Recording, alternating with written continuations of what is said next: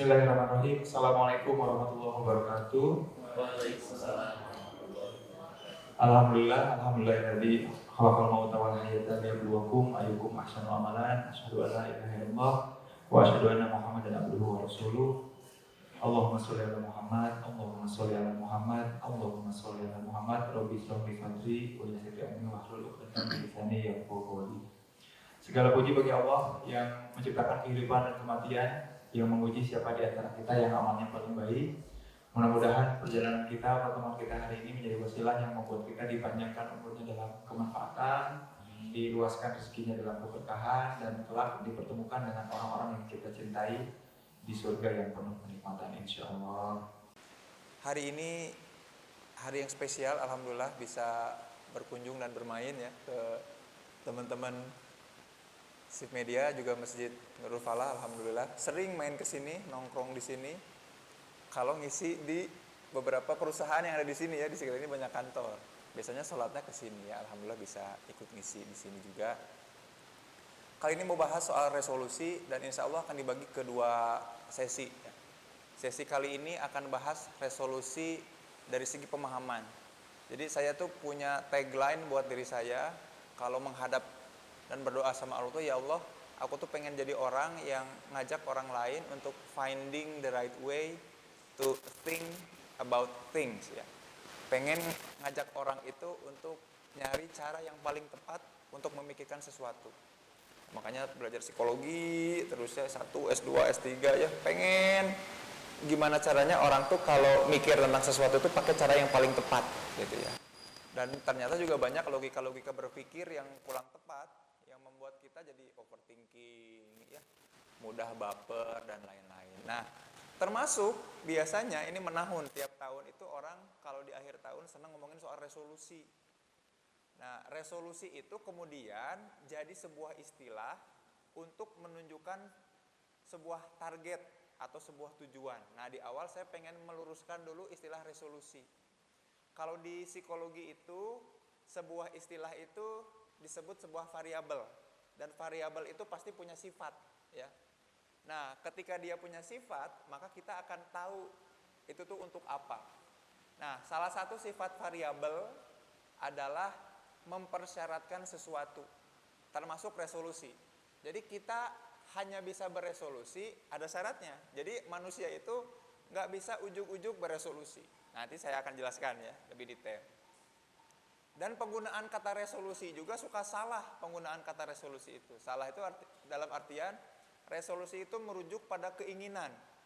Jadi kita mencanangkan keinginan namanya resolusi, padahal bukan itu ya. Makanya saya akan ngajak finding the right way to think about resolusi. Saya ngajak bagaimana cara yang benar dalam memahami resolusi ya. Nah, sifat resolusi itu tadi ya, condition variabelnya dia mempersyaratkan sesuatu. Saya kasih contoh variabel lain selain resolusi yang mempersyaratkan sesuatu. Variabelnya adalah healing ya. Mungkin Akang Teteh, bapak-bapak juga tak pernah dengar istilah healing ya. Apalagi di pergantian tahun tuh orang lagi butuh healing. Healing itu mempersyaratkan luka.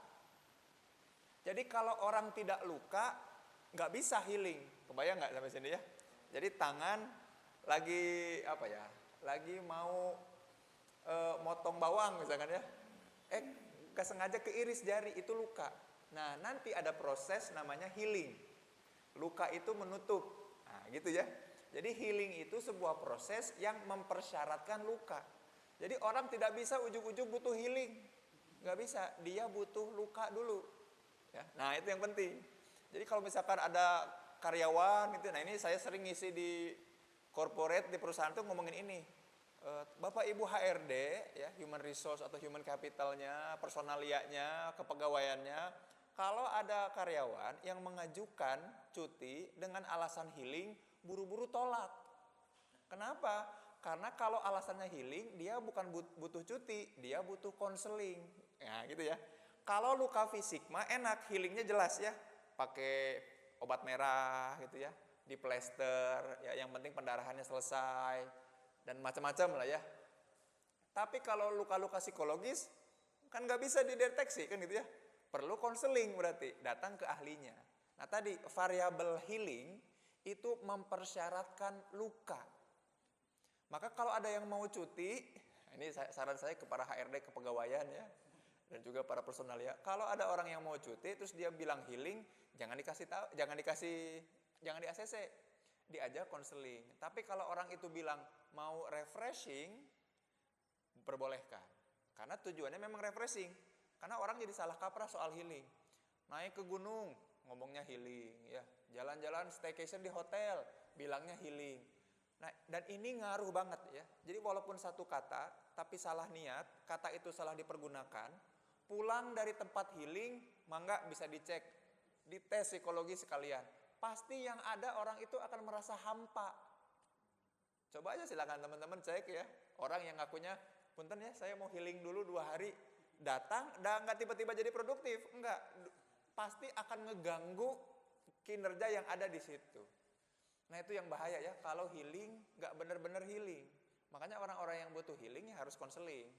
Tapi orang-orang yang sengaja refreshing, niatnya untuk fresh.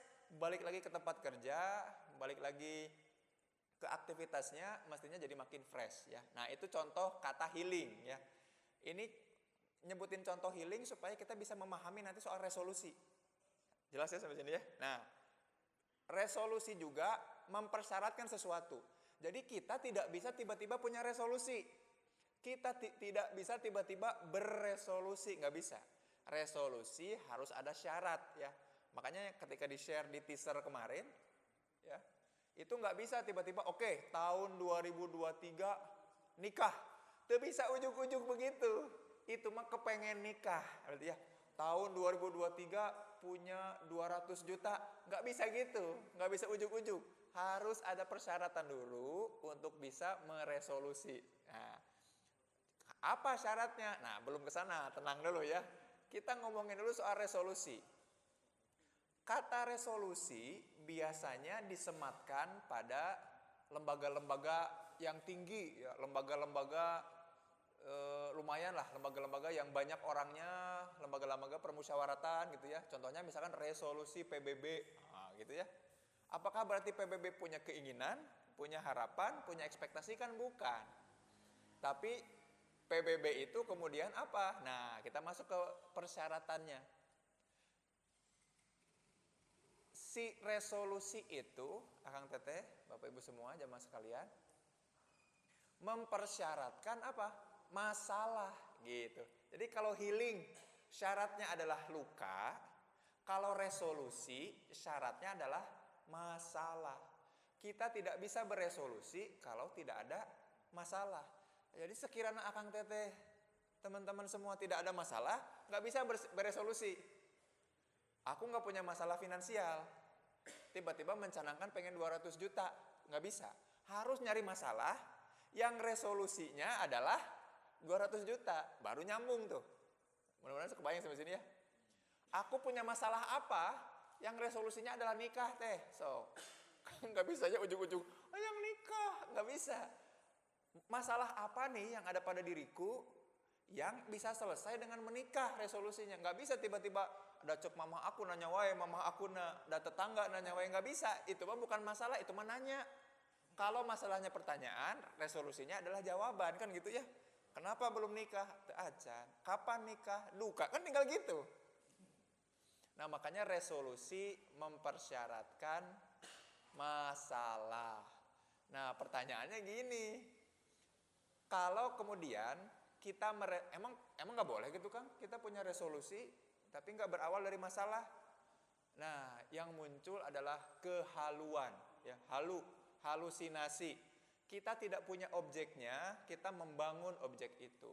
Akang Teteh boleh cek di literatur manapun terkait sirah nabawiyah, resolusi-resolusi Rasul itu selalu datang dan hadir dari masalah.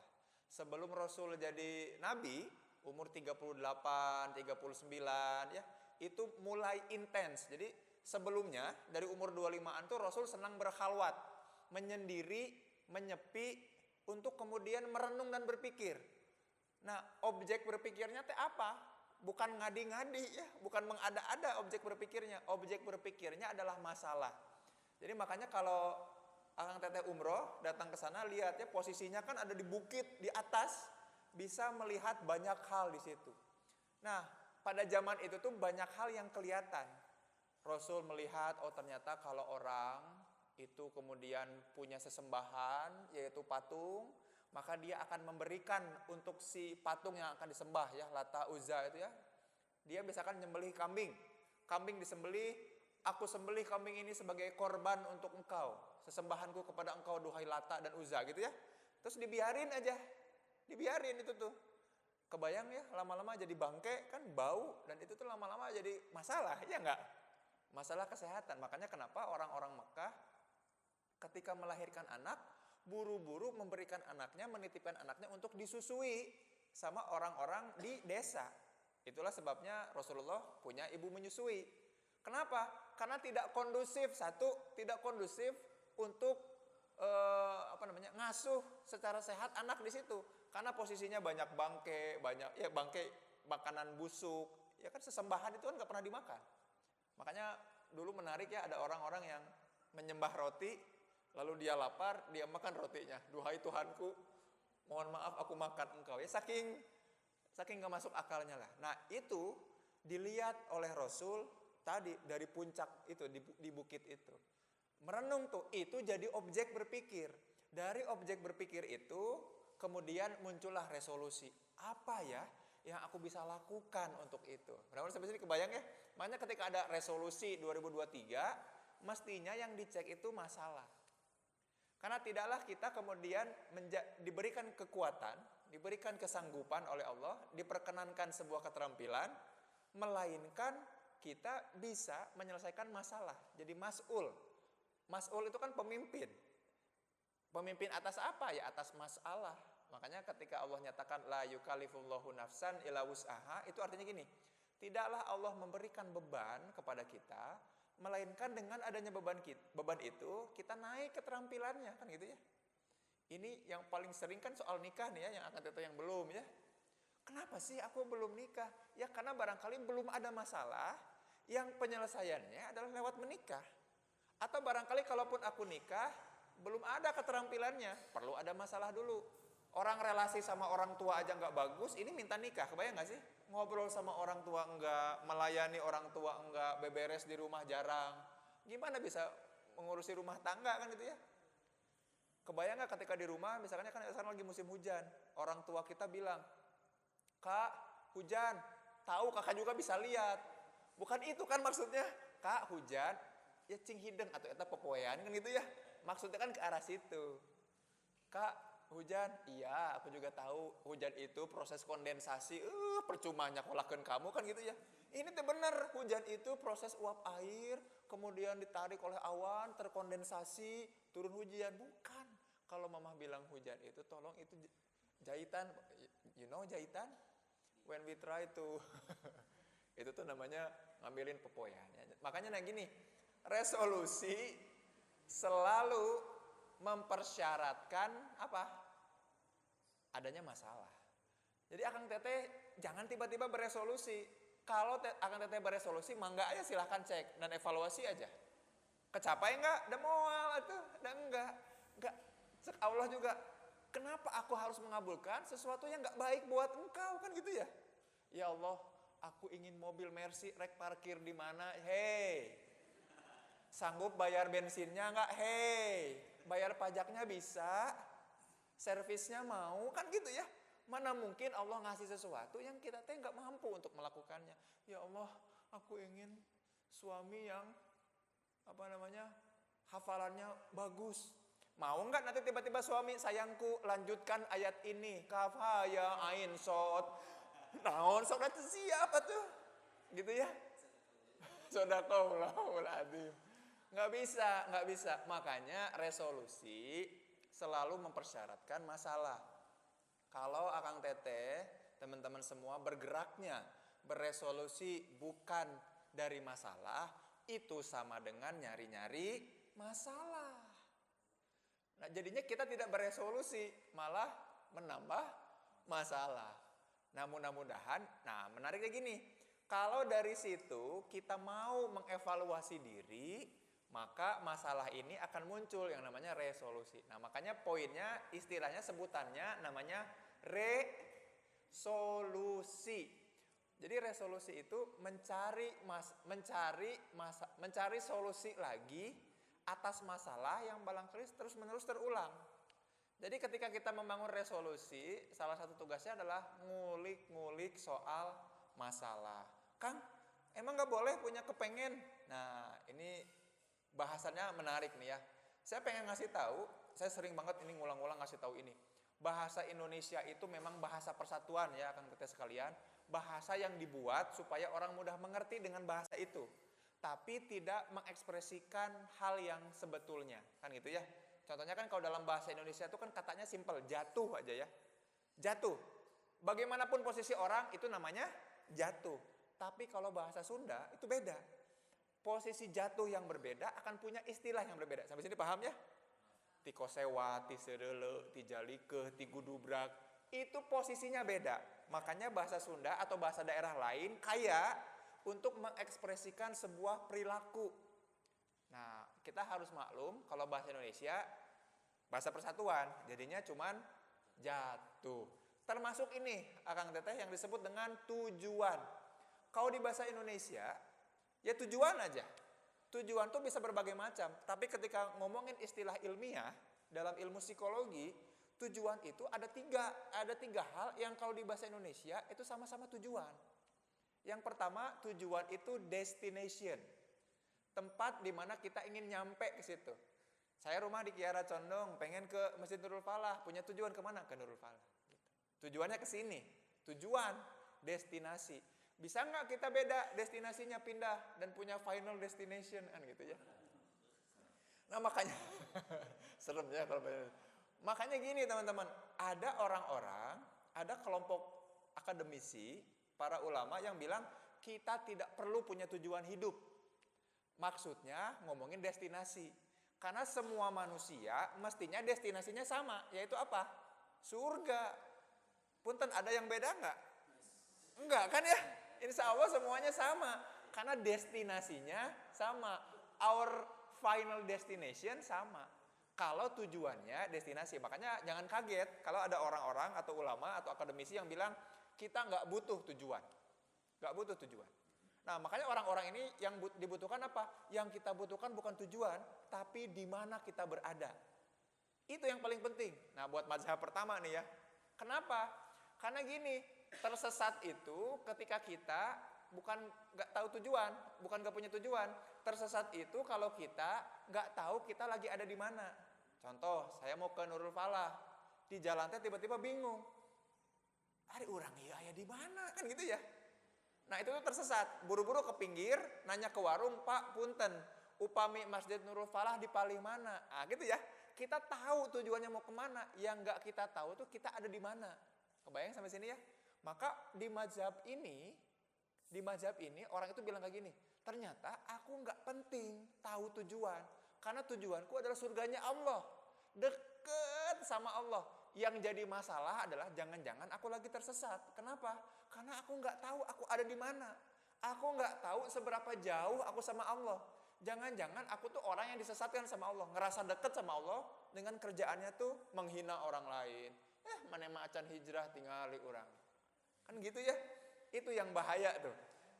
Kita nggak tahu di mana kita berada. Yang kedua, ngomongin soal tujuan itu adalah goals. Kalau tadi destination, yang kedua goals. Goals itu disebut tujuan juga. Padahal bukanlah tujuan. Apa sebetulnya? Nah, kita lanjut di sesi berikutnya ya. Atau masih ada waktu? Masih ada ya? Kalau gitu dilanjut lagi.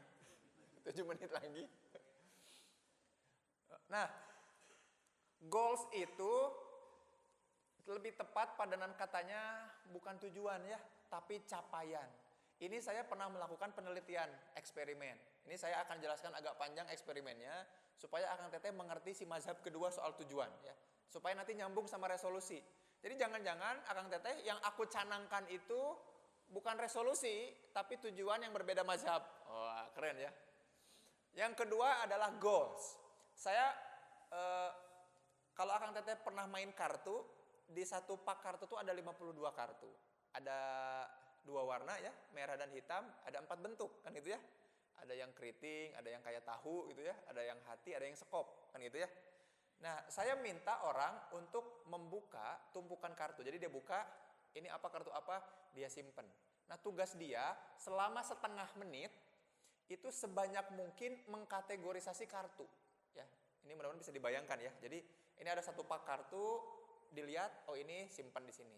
Oh ini berarti di sini. Oh ini sama, kesiniin. Tapi secepat mungkin selama setengah menit. Nah, kira-kira dia bisa ngebuka berapa kartu?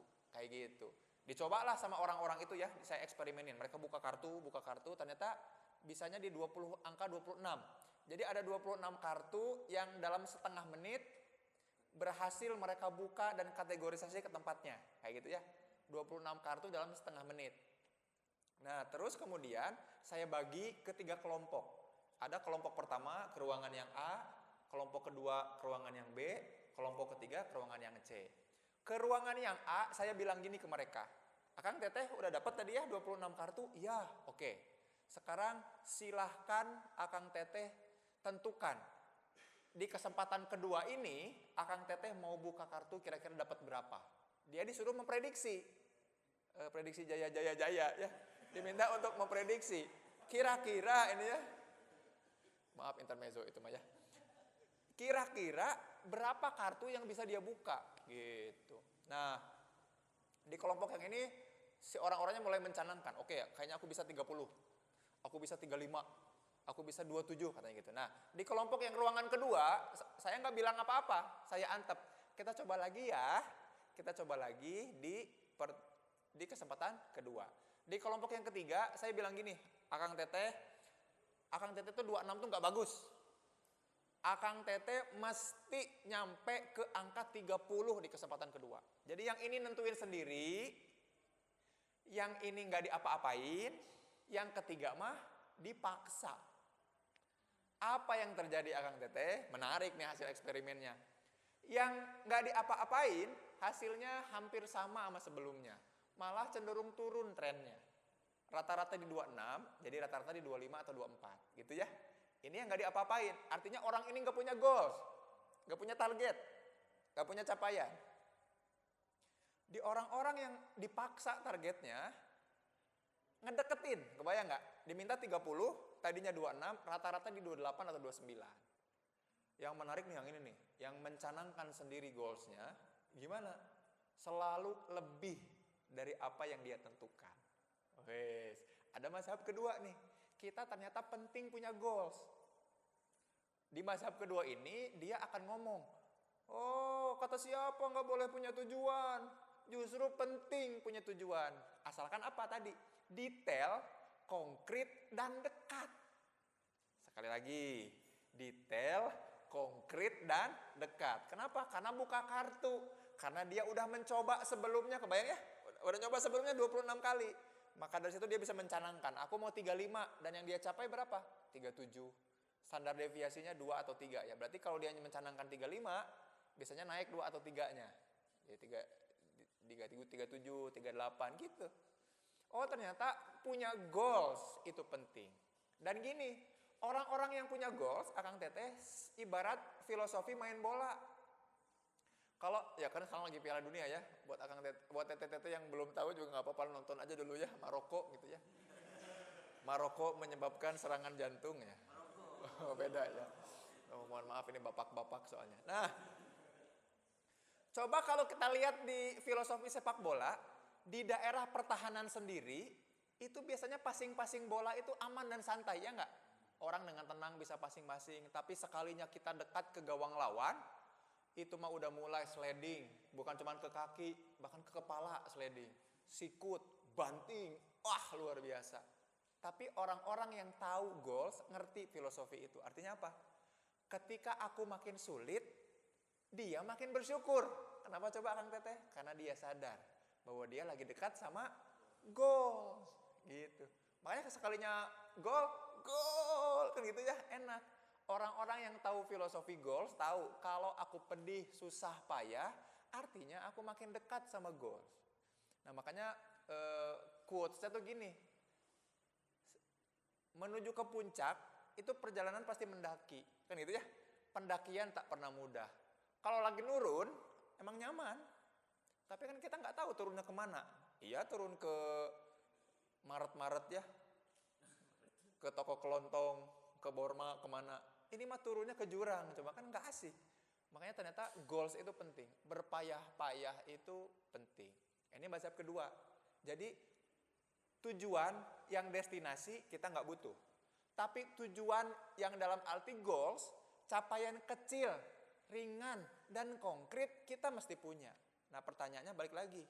200 juta di tahun 2023, konkret nggak? Dekat nggak? Coba cek rekeningnya berapa sekarang. Asa jauhnya kan 200 juta. Jangan gitu. Yang deket-deket aja dulu, kan gitu ya. Itu namanya goals. Nanti pasti akan dilebihkan, kan gitu ya.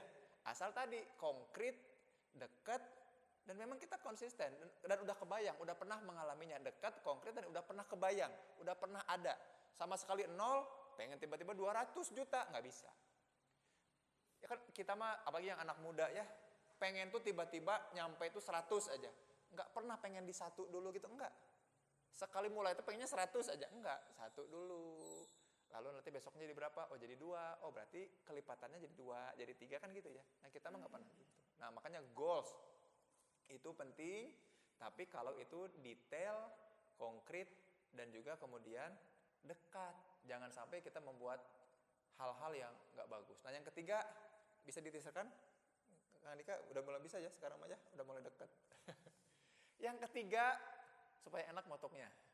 Yang ketiga adalah tujuan dari sudut pandang yang namanya purpose. Purpose, P-U-R-P-O-C, purpose. Bertujuan. Dia bukan destinasi, bukan juga capaian, tapi dia bertujuan. Kenapa aku melakukan ini? By purpose. Kenapa kamu kalau nyimpen sendal, kalau masuk masjid suka kebalik nyimpennya? Supaya pas pulang mudah masukin kakinya. Aku nyimpen sendalnya by purpose. Kebayang sampai sini? Aku nyimpen sendalnya bertujuan. Kenapa kamu kalau nyimpen baju tuh kayak begini? Menyesuaikan sama warna. Kenapa kalau nyimpen buku tuh covernya menyesuaikan sama warnanya? Yang putih digabungkan sama yang putih. Yang merah digabungkan sama yang merah. Karena beberesnya aku by purpose. Kebayang bedanya sampai sini ya? Manusia itu kadang melakukan sesuatu tidak bertujuan. Apalagi era influencing sekarang. Kita tuh secara psikologi disebut sebagai mere exposure effect. Banyak dipaparkan sama hal-hal yang gak penting sama kita, membuat kita hilang ingatan sementara. Namanya short term memory loss. Anggap teh gini aja, buka handphone, tiba-tiba nge-scroll, terus di tengah-tengah tiba-tiba inget, aku teh mau ngapain ya? Buka handphone, coba bayangin. Di lock lagi, dibuka lagi locknya, di scroll. Tadi teh mau ngapain ya? Itu teh udah kehilangan purpose. Kehilangan tujuan, hidupnya not by purpose. Kebayang sampai sini ya?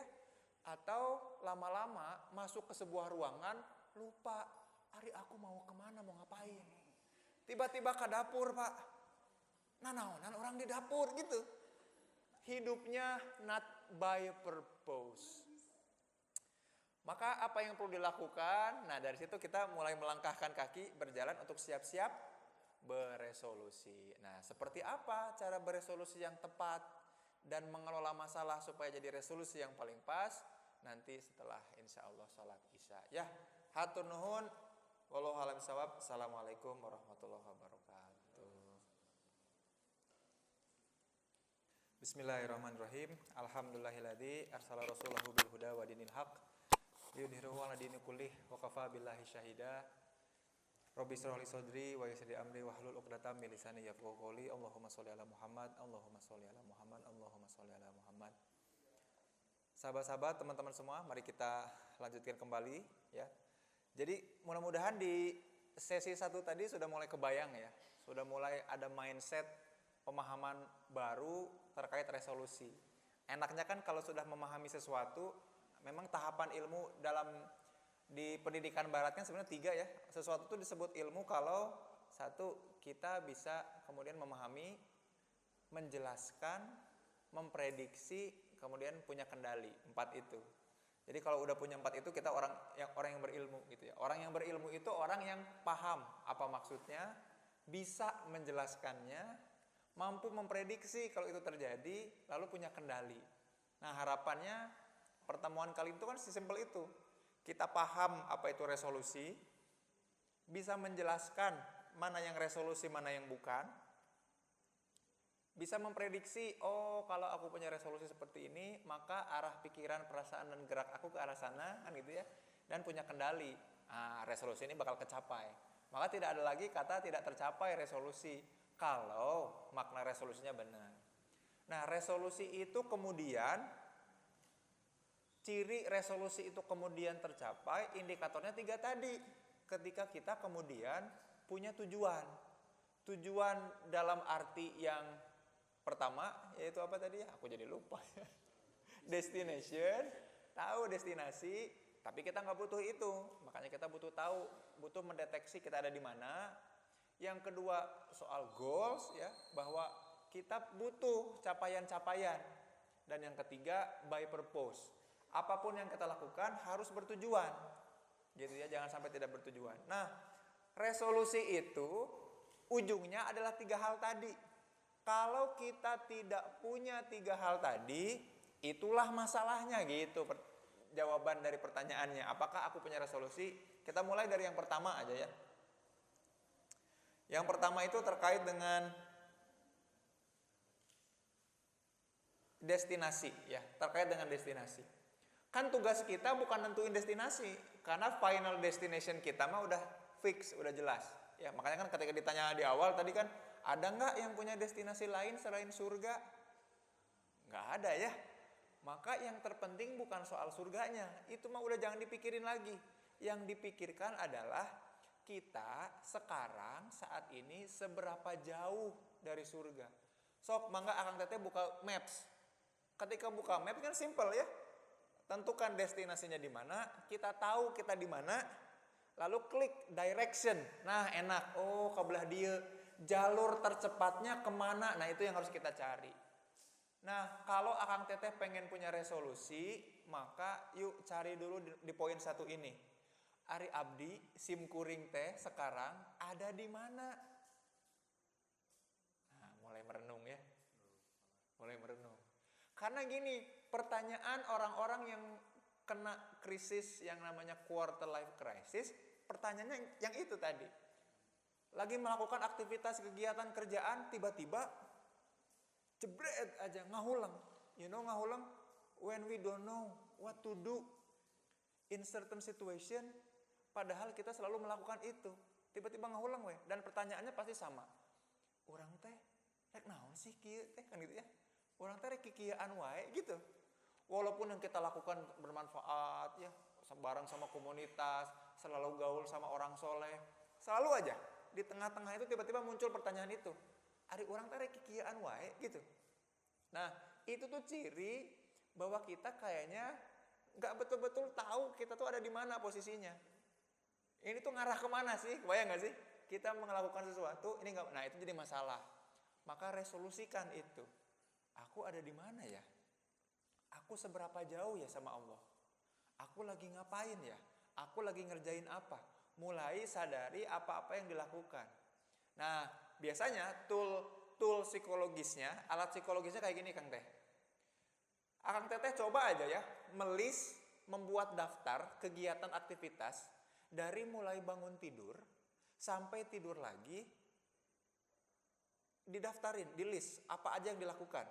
Terus di kolom kanannya, kemudian kalau aku mengulangi kegiatan ini berulang-ulang tiap hari, kira-kira 5 tahun ke depan aku akan dapat apa dengan mengulang-ulang ini? Nah gitu pertanyaannya. So, contoh, ini contoh misalkan ya.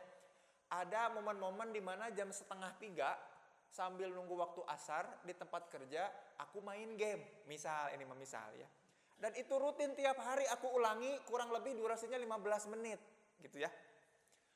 Nah terus kita masukin di list tuh, main game 15 menit dari pukul 14.45 sampai 15.00. Nah kalau aku ulangi kegiatan ini secara konsisten dalam 5 tahun berturut-turut, aku kira-kira dapat apa?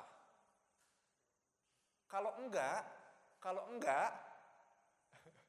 nggak dapat apa-apa, bingung kan ya? Terus orang menang naon atuh. Nah, di kolom sebelah kanannya lagi tulis, kira-kira nyampe enggak ke surga dengan itu, dengan main game. Nah, itu ya. Itu mulai meresolusi, oh kegiatan ini yang harusnya lurus. Kang, aku ngulang-ngulang tidur loh Kang. Tiap hari Kang tidur ini mah. Kan kalau pakai smartwatch atau smartband udah ada ya aturan ukuran tidur kita tiap hari berapa lama kan gitu ya.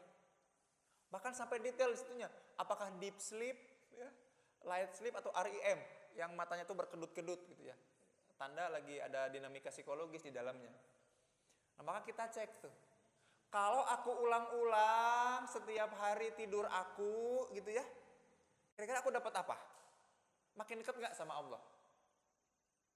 Kumaha atau makin dekat sama Allah gitu ya?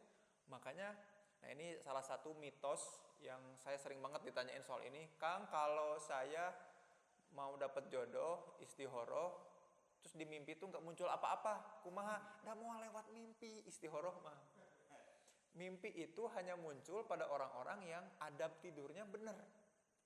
Orang yang sebelum tidur wudhu dulu, witir dulu, baca kulhu falak binas, mengusapkan, ya melakukan adab tidur, baru tidur benar. Itu tidurnya ada kemungkinan, dan itu kalau rutin konsisten ada kemungkinan lewat mimpi.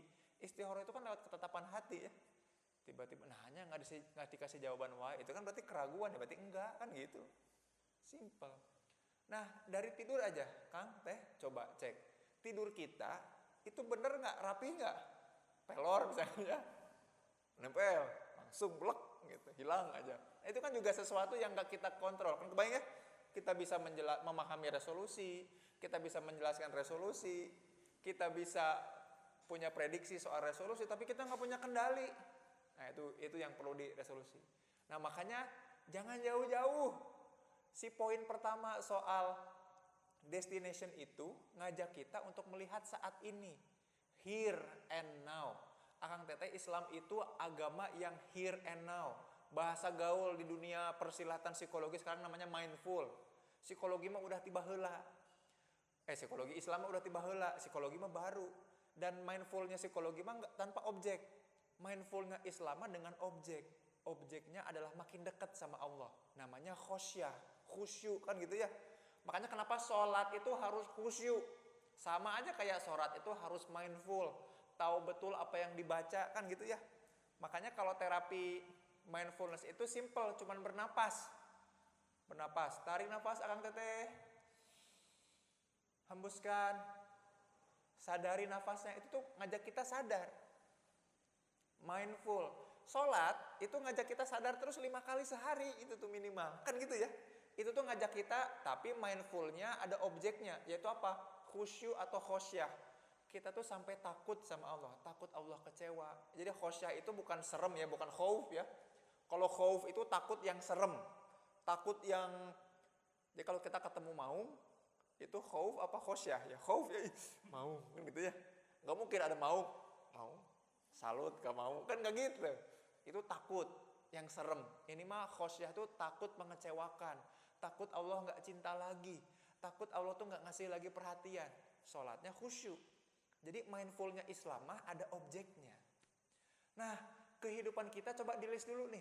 Jangan jauh-jauh, jangan tiba-tiba pengen A, pengen B, pengen iPhone 14, pengen laptop ini, pengen mobil ini, udah mah duniawi ya. Tapi kita nggak jelas, nggak ngukur diri kita. Yang kita perlu cek, kita ada di mana, seberapa dekat destinasinya ke destinasi, ke ultimate destination kita, ke final destination kita. Maka tadi list dulu, ada masalah nggak di situ. Yang disebut masalah itu apa? Kalau ternyata yang kita lakukan berulang-ulang itu nggak makin dekat sama Allah. Gitu. Bete pisan. Orang teu naonan gitu ya.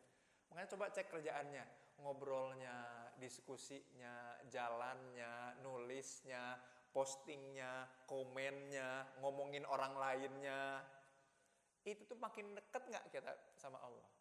Kalau enggak ada masalah, kita benerin lagi si destinationnya gitu ya. Kalau enggak, kita ternyata lagi mengkol. Kalau lagi mengkol, nah Allah nyatakan, Wala takunu kalladzina, janganlah kita jadi orang-orang yang nasullah, yang lupa sama Allah. Ansahum anfusahum, dibikin lupa dari kita sama diri kita sendiri. Ansahum akan dibikin lupa kamu, anfusahum sama dirimu sendiri. Jadi hilang ingatan kita teh. Tadi balik lagi ke quarter life crisis. Orang-orang yang nanya, orang teh kikian wae, orang teh sebenarnya saha sih? Saha gitu. Siapakah aku? Itu tuh pertanyaan yang nunjukin bahwa jangan-jangan kita lagi tersesat dan disesatkan. Kenapa? Karena nggak pernah melibatkan Allah. Kan destinasinya juga nggak ke Allah. Sampai sini benar jelas paham ya. Maka poin pentingnya, hayu yang diresolusikan itu tong jauh-jauh. Kita cek lagi apa yang terjadi pada diri kita. Lalu kita cek lagi apakah destinasinya udah Allah belum. Kalau belum, astagfirullah gitu ya.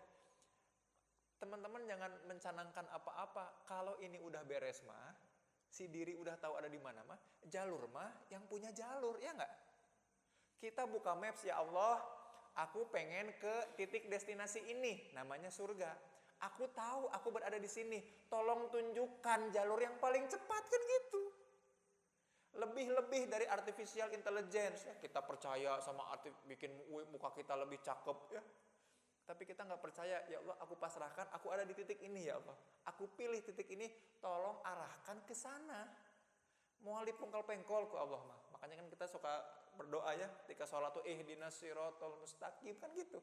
Cing lempeng ya Allah kadinya, ulah kemana-mana, ulah mengkol. Gitu. Itu nomor 1. Maka gampang bikin resolusi mah, cari masalahnya di situ.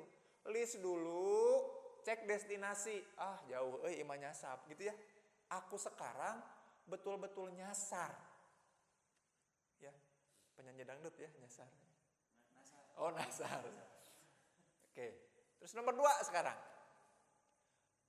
Tentang goals. Disinilah baru konsep istiqomah Akang Teteh. Ya, kalau tadi apa yang diulang-ulang. Jadi gini, istiqomah is not equal to konsisten. Jadi istiqomah itu tidak sama dengan konsisten. Jadi Kang gimana ya caranya istiqomah? Maksudnya gimana? Ngulang-ulang suatu perbuatan. Kalau ngulang-ngulang doang mah namanya konsisten. Ya, ini harus pada tahu nih ya istilah itu ya. Kalau kita jadi gini, kalau hari ini aku push up 5 kali, besok aku ulang 5 kali, aku ulang lagi besoknya lagi 5 kali, sabulanan terus 5 kali tiap hari push up, itu namanya konsisten. Ya. Istiqomah itu bukan itu. Istiqomah itu katanya juga selalu dipadankan sama kata tsummastakomu. Dan istiqomahlah. Jadi kalau kita ngaku beriman, tsummastakomu dan istiqomahlah. Kalau di Indonesia mah jadi dan ya. Bahasa persatuan teh ya kan Indonesia madan. Padahal ada 3 kata lain ya, ada fa, ada wa, ada tsumma. Kalau fa mah cepet-cepet, fa idza faragta fansab gitu ya. Kalau beres suatu pekerjaan, buru-buru kerjain yang lain, pakai fa. Gak usah pakai mikir, buru-buru weh. Hiji beres, buru-buru beres. Makanya kan ada quotes yang bagus, pekerjaan itu hanya datang pada orang-orang yang sibuk. Pekerjaan tidak akan pernah datang pada orang-orang yang sibuk nyari pekerjaan. Gitu ya. Makanya buat yang belum punya kerjaan ya, teman-teman yang di rumah, yang kerjanya nganggur, ngelamar kemana-mana susah, pekerjaan hanya datang pada orang-orang yang sibuk. Sibukkan diri bukan mencari. Gitu. Itu fa. Fa idza faragta fansab kan gitu. Fa inna ma'al usri yusra. Kalau wa dan biasanya responnya agak lama. Tidak secepat wa. Tapi kalau summa, pakai summa, itu berarti butuh perencanaan, gak bisa buru-buru. Makanya ketika dinyatakan di Quran, tsummastakomu, maka harus direncanain. Jadi istiqomah itu bukan konsisten. Karena konsisten mah gak usah dipikir, tinggal diulang, kita konsisten. Bisa push up 5 kali hari ini, besok ngulang lagi 5 kali lagi, namanya konsisten. Kalau istiqomah mah enggak. Kalau dalam istilah psikologis, istilah ilmiahnya, istiqomah itu marginally improvement, ya. Marginally improvement. Ada pertumbuhan walau sedikit. Jadi kalau hari ini 5, bisa kita ulang enggak? Oke, kita konsisten dalam seminggu. Nah, minggu kedua kita naikin dikit. Jangan 5,5 lah push up-nya, ya. Jadi pas mau turun naik deui 5,5. Enggak apa-apa, konsistenin dulu 5,5. Oke, konsisten, baru naikin lagi. Itu namanya istiqomah. Istiqomah mah konsisten yang direncanakan lalu perlahan-lahan ditambah. Namanya marginally improvement. Jadi nggak boleh orang bilang istiqomah itu cuman ngulang lagi hal yang sama, itu mah bukan istiqomah. Makanya kan apa sih amalan yang disukai ya Rasul? Ya itu tadi, orang yang menyatakan beriman lalu beristiqomah. Yang gimana? Yang perlahan-lahan. Jadi ibarat kuku. Yang kalau mencintai mah ibarat kuku, bukan seperti gunung ya, yang sekalinya menggelegar, membuncah tapi menghancurkan. Mencintai itu kan ibarat kuku ya katanya tuh. Memanjang perlahan, walaupun engkau potong, aku tetap akan bertumbuh lagi. Nah, itu namanya istiqomah. Pelan-pelan. Pelan-pelan tapi terus bertumbuh. Nah, Akang Teteh di bagian kedua soal goals ya, yang perlu kita cari masalahnya untuk diresolusi adalah coba cek lagi kehidupan kita. Mana yang mentok konsisten terus untuk improvement. Kebayang nggak sampai sini? Kalau tadi mah kita nyari konsisten, tapi konsistennya nggak sesuai destinasi. Yang tadi mah, yang di destinasi mah. Yang ini mah kita cari yang udah konsisten, tapi ternyata nggak improve. Gitu. Hayo we tiap hari naik motor teh ambek-ambekan, kalau ada orang yang nyalip teh atuh meni gitu ya. Itu teh nggak improve. Harusnya mah semakin disalip semakin alhamdulillah. Aku menjadi jalan bagi orang lain untuk lebih cepat. Kan gitu. Ima ente. Nah eta mun teh sopan pisan. Abang-abang motona PCX gitu. Kita pakai Honda Beat ya. Makanya jadi promo ya. Nah, yang nomor 2 itu Akang Teteh beresolusilah terhadap hal-hal yang masih tidak punya improvement. Kita tuh masih belum istiqomah. Jadi nggak tiba-tiba beresolusi itu kayak gini. 2023 pokoknya aku harus hafal 2 juz ente gitu, nggak gitu. Di 2023 aku punya kebiasaan tilawah, tapi belum menghafal. Nah, nanti mah tilawah sambil menghafal gitu. Itu dulu aja, konsisten nggak? Ada improvement nggak? Itu aja dulu. Nah, Rasul juga hafal Qur'annya 23 tahun ya. Nggak tiba-tiba langsung hafal kan, Rasul juga kan 23 tahun. Karena diturunkannya Qur'an juga kan bertahap itu ujuk-ujuk. Semua jadi, tiba-tiba pengen 30 juz, juz naon, alpuket. Wah, tepuguh jadinya. Nah, itu nomor 2 yang paling penting ya, marginally improvement. Jadi Akang Teteh beresolusi itu nggak jauh-jauh. Beresolusi itu nggak tiba-tiba pengen mobil, tiba-tiba pengen nikah, enggak. Ini balik lagi ngomongin nikah ya. Aku konsisten melakukan apa? Cara aku berelasi seperti apa? Cara aku berelasi sama orang seperti apa? Kira-kira pantas nggak destinasinya untuk nikah? Nggak puguh-puguh tiba-tiba nikah. Dia tuh pasti ada konsekuensi logisnya.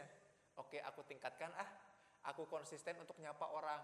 Semua relasi yang aku punya, aku sapa. Kayak gitu nggak? Sok silahkan lihat kontak di WA Kang Teteh. Pernah nggak niatin tiap hari? Iya sahanya. Aku sapa, assalamualaikum. Ada nggak yang kayak gitu? Nge-WA-in orang tiap hari nyapa. Itu kan relasi yang ada. Cek Allah teh, hey, relasi yang ada aja tidak engkau maintain. Ini tiba-tiba pengen punya seseorang yang ingin dipelihara. Tepuguh, ya nggak? Jauh tuh. Konsisten dulu nge-maintain relasi. Sama orang tua, sama mama, sama papa, suka nyapa enggak? Assalamualaikum mah, selamat pagi, gimana hari ini, bahagia? Kan enggak gitu kita mah ya. Mah, rencang sangu jeung naon, akhirnya kan gitu ya. Temen nasi sama apa? Aduh ya Allah, ya Rabb ya. Kadang kita suka lupa ya sama apa-apa yang sudah Allah titipkan. Seolah-olah itu teh template dan default gitu ya. Padahal itu teh nikmat, bener enggak buat kita ya? Itu teh ada hal-hal yang jarang kita syukuri. Kayak datang ke sini lancar kan ya, nggak kena macet, nggak kena preman, nggak digodain orang, nggak dipanggil ucing ya, catcalling, kan dipanggil ucing bukan jalmi gitu ya. Itu juga poin penting. Istiqomah di bagian kedua, bagian untuk kita beresolusi. Nah, poin ketiga yang penting ya, by purpose, mindful, by purpose, semuanya bertujuan. Mulai libatkan Allah apapun yang kita lakukan. Makanya kenapa Islam teh ribet ya? Segala we aya doana sok. Ada. Kalau ngedenger guluduk ada doanya. Masuk kamar mandi ada doanya. Makan ada doanya. Semua ada doanya. Mending gemes ya. Jadi aku teh harus hafal doa gitu. Intinya mah supaya apapun kegiatan kita melibatkan Allah. Kalau melibatkan Allah, by purpose hidup kita. Gitu. Makanya ini nih ya, ada sebuah ayat yang suka dipakai untuk beresolusi, merencanakan. Padahal gini, Allah dicontohkan lewat Rasul dan para sahabat tidak pernah merencanakan sesuatu yang objeknya belum ada. Makanya Allah itu menciptakan kemampuan berpikir bukan untuk mereka-reka kejadian, tapi untuk apa? Untuk mengevaluasi kejadian. Bukan untuk mereka-reka kejadian. Kumahanya mun kira-kira motor bisa ngapung gitu ya. Enggak. Tapi mengevaluasi kejadian. Kita punya permasalahannya apa? Bisa enggak ya dengan menciptakan motor terbang gitu. Jadi bukan kita ngareka-reka menghayal-hayal kejadian. Nah, itulah orang-orang yang kemudian pada stres. Apalagi anak-anak zaman now. Dipapar informasi, ditampilkan orang-orang yang flexing, yang conspicuous consumption, kalau istilah ekonominya tuh, sengaja menunjukkan sedang mengkonsumsi sesuatu supaya kita pengen kayak begitu. Hai guys, lihat nih rumah gue ya, aku baru ngubah renovasi rumah. Alah hayang rumah sih gak gitu. Ameh naon. Setara destinasi tidak membuat kita masuk surga, ya enggak? Ketika jadi goals, gak pernah kita maintain istiqomah. Akang teteh mau gak nyapu ngepel rumah segede gitu, sok bayangkeun. Kan tenang ada pembantu, ngahayal deui lebih lanjut. Kan tenang aya pembantu, emang pembantu sanggup ngepel segitu? Jalan aja bisa bucat, bitis ya bahaya. Ini apa? Aduh. Makanya ya kita tuh suka dipapar karena kita halu. Ahang teteh, kemampuan berpikir itu, keterampilan berpikir itu Allah ciptakan untuk mengevaluasi objek atau kejadian yang terjadi, yang sudah terjadi, bukan yang belum. Makanya Rasul dan para sahabat ngelihat fenomena, melihat permasalahan, ngasih solusi. Gitu. Mulai dari Rasul, Abu Bakar, Umar, semua, Abdurrahman bin Auf juga gitu ya, datang ke pasar, ngelihat apa yang bisa aku kasih solusinya. Enggak tiba-tiba orang rek nyieun produk, enggak gitu kan? Datang ke pasar. Orang rek jualan, ya enggak gitu. Datang ke pasar, datang ke lapangan, melihat situasi, baru mengevaluasi. Maka tidak ujug-ujug dapat resolusi. Selalu mempersyaratkan masalah. Nah, itu yang hati-hati. Nah, by purpose itu melibatkan Allah supaya kemudian apapun yang kita lakukan, kita teh enggak dibuat lupa. Nah, sebuah ayat yang menyiratkan kita harus merencanakan padahal bukan. Ya ayyuhalladzina amanu wattaqullah wal tanzur nafsum ma qaddamat ligot gitu ya. Bertakwalah, sesungguhnya kita tuh diminta untuk melihat apa yang kita lakukan saat ini untuk hari esok. Wal tanzur nafsum ma qaddamat ligot itu kan melihat apa yang dilakukan saat ini tuh sekarang. Untuk hari esok tuh bukan berarti untuk merencanakan besok, tapi esok tuh buat di akhirat, buat di destination. Jadi Allah tuh di ayat itu mau menyiratkan, hai guys, kalau kalian udah punya destinasi, yuk cek sekarang. Kapan? Sekarang pisan. Iraha, iya sekarang pisan. Yang dilakukan saat ini itu pisurgaeun moal. Sesuai dengan destination moal di hari esok. Kalau moal, jangan. Balik lagi tuh, wattaqullah, bertakwalah sama Allah. Bertakwa itu bukan cuma menjauhi segala larangannya dan melakukan perintahnya, bukan, tapi berhati-hati. Berhati-hati apa? Atas pikiran, perasaan, dan perbuatan kita. Jangan-jangan pada saat ini, here and now, ente pi surga. Nggak ada hubungannya sama hari esok. Ligot godin, ya kan nawa itu sauma godin, ligot godin besok. Inni fa'ilun dzalika godan. Aku akan melakukan hal ini esok hari. Yang dimaksud esok itu bukan besok-besok, tapi di akhirat. Maka fokus here and now. Tiap kali akang teteh ada di here, di sini, di dimensi ruang, di saat ini, di dimensi waktu, sadari bahwa ini itu harus pisurgaeun. Mun teu aku teh rugi gitu. Sampai sini jelas paham ya? Itu namanya by purpose. Makanya kalau orang-orang yang tahu hidupnya itu kayak gitu, selalu mindful, tidak mungkin sesuai dengan value anak zaman now. Generasi rebahan yang value-nya adalah mager dan santuy. Enggak. Pasti value-nya adalah skuy. Apa-apa skuy. Karena enggak punya pilihan selain faida farug tafangsob hayu rek naon skuy. Ada bencana skuy. Kita bikin kajian skuy. Kayak santuy atuh meneh lebay. Americano heula atuh. Kan gitu. Anak senja ya. Padahal senja itu bukan soal puisi dan relasi. Senja itu menyiratkan apa? Tanda mau apa? Mau mati, berakhirnya hari. Jadi anak senja teh anak-anak berautana. Kan usianya sudah senja gitu ya. Senja itu menyiratkan sudah habis waktunya. Ini mah orang-orang jadi pada bangga, kebayang nggak? Finding the right way to think about things. Orang tuh salah mikir sesuatu. Jadi anak senja, kopi dan puisi, makanya mah naiknya, Gerd naik. Ngopi weh hayo, paste nah henteu, di paste di kegiatan, jangan ngopi doang. Ngopi, paste. Paham sampai sini ya? Alhamdulillah. Nah, mudah-mudahan dengan adanya materi ini Akang Teteh mulai beresolusi jangan yang jauh-jauh, tapi mulai evaluasi dari 3 hal itu aja. Harus ada 3 hal itu.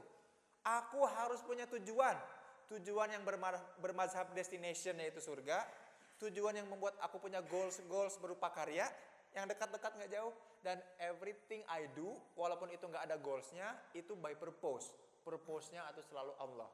Purpose-nya selalu melibatkan Allah. Lagi diem bengong, tiba-tiba ada orang yang buang sampah dekat kita. Weh, keren, alhamdulillah manfaat.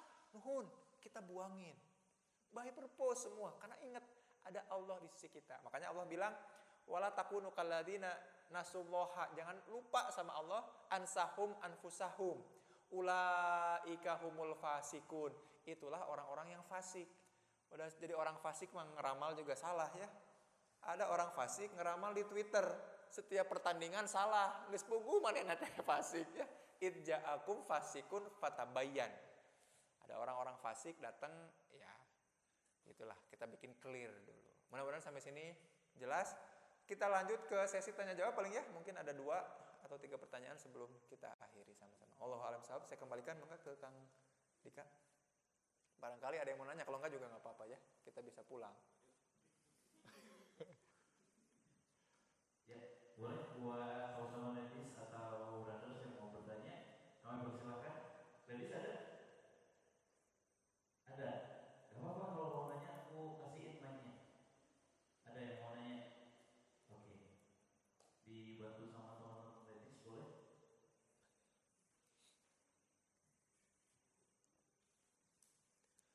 Kan boleh bertanya ya, belum tentu bisa dijawab kan pertanyaannya. Ini harus diluruskan dulu di awal. Bisa nanti punya ekspektasi harus kejawab.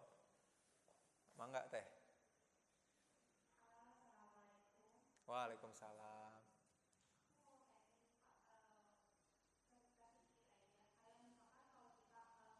Ya.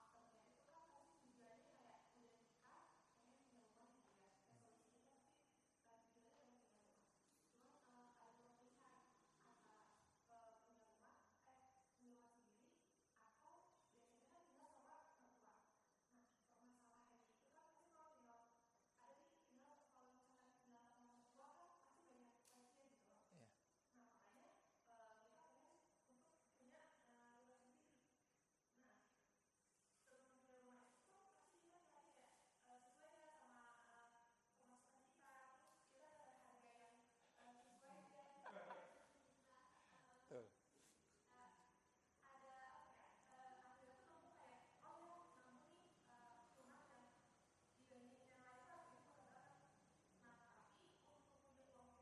Oh ya. Nah, itu betul, setuju. Ih, mantap. Tuh.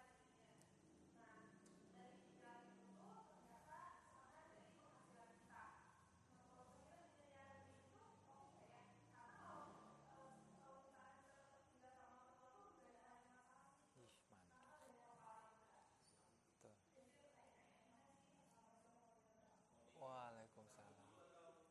Langsung aja lah. Bisa nanti kalau ditampung-tampung lupa. Siap teh, hatur nuhun pertanyaannya. Nah, ini salah satu contoh.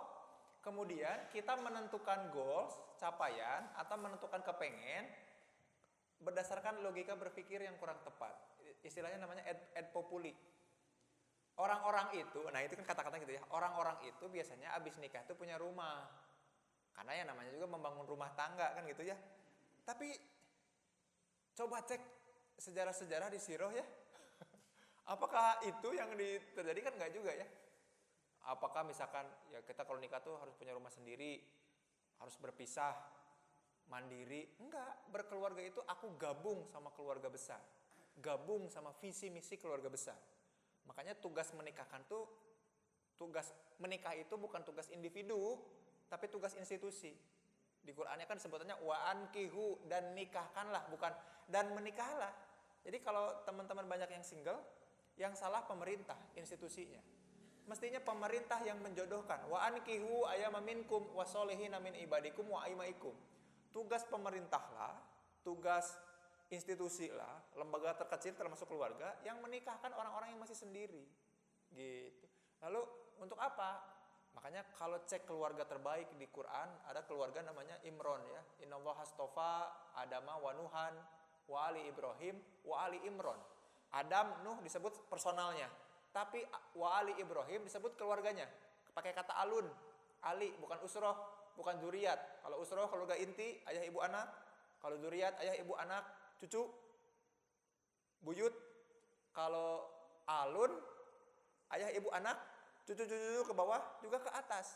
Innallaha astofa, sudah Allah sucikan Adama wa Nuhan wa ali Ibrahim wa ali Imron. Keluarga Imron kenapa bisa suci? Padahal dia bukan nabi. Ternyata dia punya visi misi yang tadi destinasinya ke Allah, goalsnya selalu ngomongin Allah, hidupnya by purpose Allah. Apa itu? Aku pengen jadi penjaga Baitul Maqdis titik. Walaupun engkau nggak nikahin aku ya Allah, aku pengen jadi penjaga Baitul Maqdis titik. Sama Allah aku akan jodohkan kamu sama wanita yang pengen punya suami penjaga Baitul Maqdis. Cie wiwit. Jadi Imron meninggal, nggak keburu tuh untuk ngasih value ke anaknya. Anaknya lahir, anaknya bilang apa? Aku ingin jadi penjaga Baitul Maqdis. Anaknya bilang gitu. Siapa anaknya? Maryam binti Imron. 2 orang yang namanya diabadikan di Quran, disebut banyak di At-Tahrim, Maryam, di surat Imron. Kenapa? Karena mereka nikahnya itu ya bukan kayak tadi mindsetnya ya, nggak et populi, nggak sesuai apa yang orang lain lakukan. Kalau et populi teh kayak tadi mikirnya selalu ada masalah baru. Kalau nikah kan harus punya rumahnya sendiri. Rumah yang kayak gimana ya? Gimana aja? Kalau sama orang tua nanti gimana kalau ada masalah? Karena mindset nikahnya gitu. Kebayang nggak sampai sini? Masalahnya sebenarnya bukan itu. Masalah utamanya adalah dengan aku diem di mertua, aku ngulang-ngulang kegiatan apa nih sama mertua nih? Apa yang membuat pergesekan dan ribut? Oh ternyata ini ya. Makin dekat sama Allah nggak kira-kira? Kan mertua itu mama papa aku juga. Jadi pas kemudian saya sama istri nikah tinggal di rumah mertua, wah direcokin abis ya kegiatan, bingung, bingung ya mau mandi subuh kayak gimana, kan gitu ya, ketahuan, malu apa kan gitu, riwah. Tapi itu cara kita untuk makin dekat sama Allah, ngehandle gimana cara relasi sama orang tua, birrul walidainnya dijaga. Oh ini ya kira-kira, nah itu mindsetnya. Maka yang diresolusikan bukan, oke, kalau gitu berarti aku nyari rumah. Enggak, malah jadi keluar dari rumah kan. Bukan menyelesaikan masalah sama mertua, sama orang tua. Malah ini mah solusinya nyari rumah. Malah makin jauh sama destinasinya. Allah kira-kira suka enggak? Kalau niatan, kira-kira bakal lancar enggak? Kalau niatannya adalah, riweuh ya ternyata di rumah sama mertua teh direcokin wae. Bukan, ya Allah engkau titipkan seorang pasangan yang begitu memuliakan aku dari orang tua yang sudah memuliakan dia. Aku akan memuliakan dia juga, membantu pasanganku ini untuk memuliakan orang tuanya. Nah, enggak gitu mindsetnya teh. Mindsetnya teh malah, recok riweuh sama mertua mah. Nyari rumah yuk. Nanti ada masalah baru. Di mana ya kira-kira ya? Enggak ada uangnya. Ada masalah baru, enggak ada uangnya. Nanti ada masalah baru lagi. Nyicil enggak ya? Nyicil ada hubungannya nanti sama macam-macam, ada riba lah, apalah, apa. Bingung. Terus bertumpuk masalah. Nah, masalah yang bertumpuk gara-gara logika berpikir yang salah, istilah ilmiahnya disebut slippery slope. Nah, slippery slope ini ngaco aja terus keputusan kita, bikin satu masalah psikologis. Namanya apa? Life trap. Kita kejebak sama masalah yang sama berulang-ulang gak selesai. Bukan cuma kita, turun-temurun. Jadi kalau ada yang bilang, kita lagi ada di sandwich generation. Generasi yang harus menopang atas, menopang bawah. Capek kita. Enggak, itu karena life trap. Karena jebakan kehidupan salah memilih logika berpikir ketika beresolusi. Jadi jangan-jangan teh resolusinya bukan nyari rumah. Resolusinya adalah ngebenerin relasi. Sampai di titik dimana orang tua bilang, kayaknya kalau kamu punya rumah akan ada orang-orang kayak gitu. Nah ini yang bapak mertua saya bilang, Bang, jika nama kamu jeung istri kamu kudu keluar di rumah iya. Oh naon Pak, betah enak. Beras bisa berbagi barang ya, mamah yang beli, kadang aku yang beli gitu ya. Oh naon mah, soalnya kamu keren banget ketika ngasih solusi dan relasi. Orang-orang lain kayaknya butuh berkunjung dan akan kagok kalau ada kita, gitu alasannya. Dan itu mah langsung dikasih rumah sama Allah. Kebayang gak sampai sini? Masalahnya jadi bukan cuma orang tua, tapi ternyata rumah saya dan istri itu didatangi orang-orang buat konsultasi. Itu mah beda. Destinasinya Allah lagi. Bukan untuk menghindar dari sesuatu yang harusnya kita resolusikan teh. Gitu ya, kebayang ya? Et populi, jangan membuat kita jadi salah mengambil keputusan, salah mengambil kesimpulan. Nah justru itu yang kita, makanya nih kajian resolusi ini mestinya membuat kita mempreteli lagi kehidupan kita sehari-hari. Lihat lagi aktivitas kita. Apa yang membuat kita terhambat untuk berbuat baik? Nah bisa gitu ya Allah, aku resolusikan itu dulu, jangan yang lain. Tadi ya saya juga mikirnya gitu sama istri. Makan gak enak, ini mah ngejemur aja ya. Dulu ya awal-awal nikah ya, pas musim hujan tuh bapak mertua negur, Bang, cing tangiang atuh. Ari keur usum hujan teh, mun aya poe teh ya buru-buru moekeun. Kebayang enggak sampai sini maksudnya? Yang gesit atuh, ada matahari dikit itu langsung jemur. Oh iya, padahal kan harus nyesah dulu ya enggak? Harus ya gitulah. Kok gini banget sih komentarnya? Padahal kan sepele ya. Ya Allah, ini relasi yang harus aku perbaiki. Makasih Pak, hatur nuhun salim. Karena kan kalau nggak ada baju riweuh kita bingung. Nah hal-hal gitu ternyata itu yang perlu diresolusikan. Hati-hati ngambil keputusan karena et populi, bukan karena resolusi mendekat sama Allah. Gitu ya, mudah-mudahan menjawab insya Allah. Mangga satu lagi jika ada makan, satu lagi saja. Kalau belum, mungkin kalau belum mandiri bisa BNI, BCA gitu. Ada lagi. Jago ya, jago juga bisa. Waalaikumsalam warahmatullahi wabarakatuh. Saya mau bertanya, saya tadi bahas di awal kalau hari ini kita membahas resolusi yang bisa menyebabkan, mungkin bisa menyebabkan overthinking. Nah, pengen tahu nih dari tiga aspek yang tadi disebutin, itu part mana yang bisa menyebabkan overthinking. Terus tadi juga dibahas Overthinking ya. gimana kita itu Yang mana yang mana? nih posisi kita saat ini di mana ya Pak ya. Nah untuk tahu kita itu tersesat atau tidak tersesat itu seperti apa? Karena kayaknya kalau orang-orang memikir atau orang-orang yang overthinking itu kayaknya ini jalannya bener kayak atau Ya. jalannya itu jalannya lurus atau itu sebenarnya dijawab kayak gitu. Itu tuh malah jadi kayak jalannya sendiri. Tanda. Terus yang tiga boleh kita mulai. Boleh. boleh. Mudah-mudahan ingat, siap. Oh iya, benar.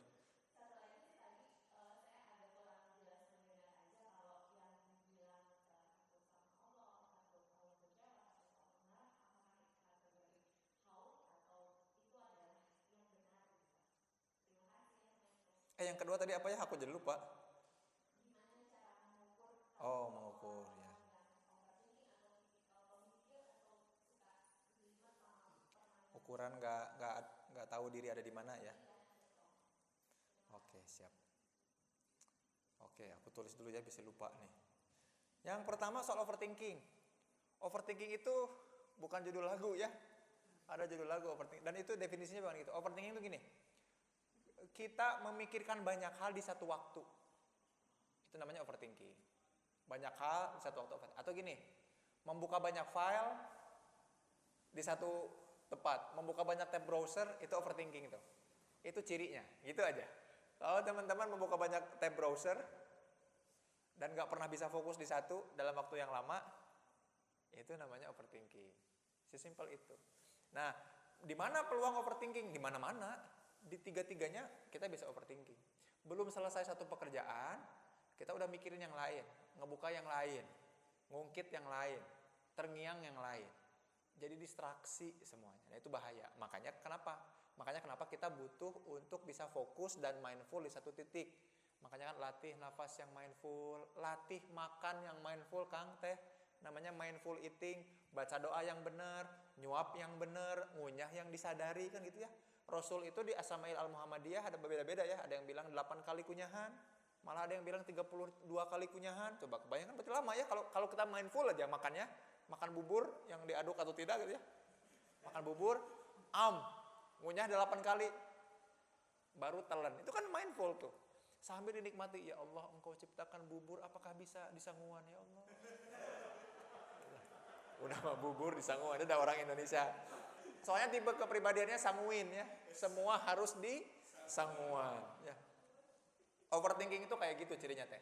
Overthinking itu kita tiba-tiba harusnya fokus di satu, tiba-tiba terdistraksi sama pikiran lain. Itu juga udah overthinking. Itu contohnya. Nah, di tempat mana? Di yang destination, di yang goals, atau di yang by purpose. Di tiga-tiganya kita overthinking. Bener nggak ya? Udah betul nggak ya? Apalagi kalau mikirin feedback orang lain. Nah, karena nggak jelas ya. Ini tuh mau apa, mau gimana, mikirin feedback orang lain. Nah, ini masuk yang kedua. Contoh, termasuk ketika kita di posisi di mana kita nggak tahu kita tuh lagi ada di mana. Cirinya apa? Cirinya namanya krisis tadi. Ketika kita muncul pertanyaan, aku mestinya ngapain ya? Lalu kita malah milih referensinya ke orang lain. Kan krisis itu lack of option. Definisi dari krisis itu lack of option, sehingga apapun yang ditawarkan kita mau ngambil itu. Itu namanya krisis. Contoh, krisis cabai. Bukan berarti cabai langka. Tapi berapapun harga yang ditawarkan ke kita soal si cabai itu, kita harus mau bayar gitu ya. Krisis daging, harga daging, krisis daging. Bukan berarti daging langka, enggak. Berapapun harga daging kita harus mau beli. Krisis pendidikan, berapapun si lembaga pendidikan ngasih harga, kita mau nggak mau harus mau bayar. Itu namanya krisis. Nah, di hidup kita akan ada krisis. Krisis identitas di SMP, kita butuh geng. Kamu geng apa? Makanya army pada kuat. Mereka butuh identitas dengan bergabung sama gengnya. Krisis mereka tuh, krisis identitas. Aku butuh masuk ke identitas tertentu.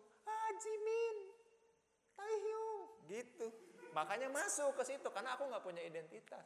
Teman-teman aja kalau ditanya lagi wawancara kerja, coba ceritakan tentang diri Anda. Saya adalah anak pertama dari 2 bersaudara, bersuku Sunda, lulusan UPI, UI, UGM. Itu mah semua bukan dia, bukan saya. Itu mah identitas kelompok, ya nggak sih? Anak kedua, anak pertama dari 2 bersaudara, suku Sunda, itu mah identitas kelompok. Saking kita krisis nggak tahu kita tuh mau bilang apa, itu ciri bahwa kita nggak tahu diri kita lagi ada di mana. Termasuk tadi, aduh teman-teman udah pada lulus, aku belum. Aku harus lulus, cek saha harus, DOG tenan naon. Makanya saya suka bilang sama mahasiswa saya, Pak mohon maaf ya, saya nggak bisa ngerjain tugas, ya nggak apa-apa, tinggal ngulang atau nggak lulus kan? Iya nggak? Kenapa harus minta maaf? Kalau kamu tidak memilih mengerjakan tugas, kan aku juga memilih tidak ngasih nilai. Nggak usah sakit hati. Ya nggak? Kan gitu ya. Itu tuh orang yang nggak kenal sama dirinya. Begitu. Makanya termasuk kita juga kan, orang lain udah pada lulus, kita harus lulus. Orang lain pada nikah, kita harus nikah. Sahanu nita dan sahanu daek. Pertanyaan kedua terutama ya, sahanu daek kita. Nah, yang gawat itu tadi, kalau bestie kita, circle kita pada punya pacar. Ngerasa harus punya pacar, dicie-ciein sama orang. Ya. Sama mamang ojek diantar cie-cie. Dipeluk atau kenal potnya. Ya panas atuh. Suruh meluk. Kayak gitu, itu cirinya ya. Ciri di mana kita, tadi ya. Nah, teman-teman aku punya rumah. Teman aku tadinya Supra, jadi Beat. Jadi Nmax. Jadi Brio. Jadi si Arfi, gitu. Hari aku mah tetap jalan kaki nyingkreh. Nggak, nah itu kan krisis tuh. Itu krisis. Karena dia nggak tahu dirinya di mana. Teman aku mah udah nikah, udah punya rumah. Aku mah masih sama orang tua. Itu tuh kayak tadi, Ed Populi tadi. Itu ciri banget bahwa kita nggak tahu diri kita ada di mana. Emang kenapa sih kalau nggak punya rumah? Kalau Allah ridho ya nggak? Emang kenapa sih kalau belum punya pasangan, belum punya suami, atau belum punya istri, kalau ternyata Allah itu cemburu kalau kita mencintai manusia. Allah biarkan kita jomblo, supaya Allah pastikan cinta kita hanya padanya. Karena kalau dikasih manusia, kita malah menghamba sama manusia. Biarkan aku ya Allah menikmati cintamu yang nikmat ini. Manusia itu merendahkanku karena mereka tahu, mereka mengidamkan makhluk, aku mengidamkan surgamu. Kenal banget dia ada di mana, destinasinya kemana, kan gitu. Nikmat. Gitu. Bener ya? Selanjutnya, itu ukuran kata khosyah. Nah tadi bedanya khosyah sama khauf. Kalau khauf itu takut, yang takutnya itu serem. Sian gitu ya, takut dibunuh, takut dimaki gitu ya. Takutnya itu ke arah yang destruktif atau negatif. Kalau khosyah, takutnya itu gimana? Gini nih, aku pengen perhatian dia, aku khawatir dia nggak perhatiin aku lagi. Itu khosyah. Aku udah dapat nikmat banyak dari Allah, aku takut Allah nggak ngasih nikmat ini lagi. Itu khosyah. Kalau yang khauf itu takut disiksa sama Allah. Duh, aku nggak sholat, aku belum sholat nih, harus buru-buru sholat soalnya aku takut disiksa di neraka. Itu khauf. Tapi kalau ya Allah, aku lupa, belum sholat, aku harus buru-buru sholat karena aku takut kehilangan rahmat setelah ini. Itu namanya khosyah. Nah, yang ideal itu takut yang khosyah, takut mengecewakan Allah. Makanya takutnya Rasul itu, makanya doa Rasul ketika di Taif, Akang Teteh pasti tahu ya kisah di Taif. Di Taif itu kan Rasul disuruh sama Allah dakwah ke Taif. Di Taif gagal dakwahnya karena dilempari, dihina, dicaci maki. Terus doanya Rasul, doa yang khosyah. Ya Allah, aku minta maaf, aku lemah, aku takut engkau marah sama aku karena aku tuh nggak bener ini, aku nggak optimal gitu. Bukan takut disiksa. Ya Allah, aku jangan siksa aku ya. Gitu. Nah kita makan ya yang khauf ya. Ya Allah, astagfirullah, jangan siksa aku. Allahumma ajirna minan nar, jauhi aku dari neraka. Itu mah yang khauf. Nah mudah-mudahan level kita selanjutnya adalah khosyah, yang takut mengecewakan Allah, takut nggak jadi bestinya Allah, takut kalau Allah bikin grup kita nggak dimasukin ke situ.